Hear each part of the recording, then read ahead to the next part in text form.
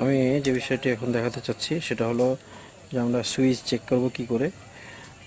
Switch check করার system আছে। একটা ফোন অন হচ্ছে না সেই সময় আমরা জাস্ট যদি সুইচ থাকে, এই সুইচ আসলে ঠিক আছে কি না, সুইচের প্রবলেম না হার্ডওয়্যারের প্রবলেম, অন্য কোনো আইসির প্রবলেম আছে কি না, এই বিষয়গুলো শিওর হওয়ার জন্য আমাদেরকে যে কাজটি করতে হবে, মাল্টিমিটার নিতে হবে। মাল্টিমিটার ডায়োড রেঞ্জে আমরা রাখার পরে দেখব যে আমার এই যে বিপ আসছে, মানে মাল্টিমিটার কাজ করছে। এবং পাওয়ার সুইচ দেখতে পাচ্ছেন, পাওয়ার সুইচের দুটি লাইন আছে। দুটি লাইনের মধ্যে একটি থাকবে গ্রাউন্ড আর একটি থাকবে পজিটিভ লাইন আছে। এখন আমাদেরকে যে কাজটি করতে হবে সেটি হলো যে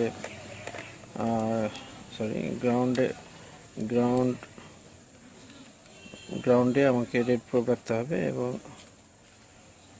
ব্ল্যাক প্রোব আমাকে এখানে চেক করতে হবে।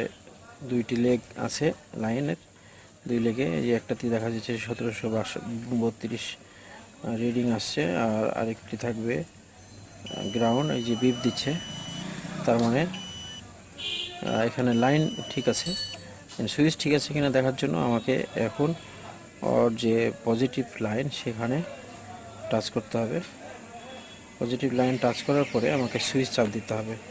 সুইচ চাপ দিলে তখন আমাদের সুইচটা শর্ট হবে, দিয়ে বিপ হবে। রেড প্রোব গ্রাউন্ডে রাখতে হবে। গ্রাউন্ডে রেখে এখানে যে পজিটিভ লাইনটি আছে সে লাইনে আমরা ব্ল্যাক প্রোব রাখবো। রাখার পরে এখানে দেখতে পাচ্ছেন মিটারে রিডিং উঠবে, মিটারে রিডিং উঠতেছে।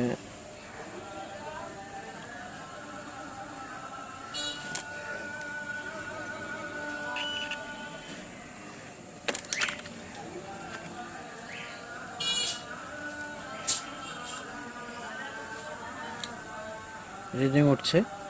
এখন আমাদেরকে পাওয়ার সুইচ প্রেস করতে হবে। সুইচ প্রেস করলে যদি সুইচ ঠিক থাকে তাহলে লাইনটি শর্ট হয়ে গ্রাউন্ডে বিপ দিবে। তাহলে সুইচটা চাপ দেন।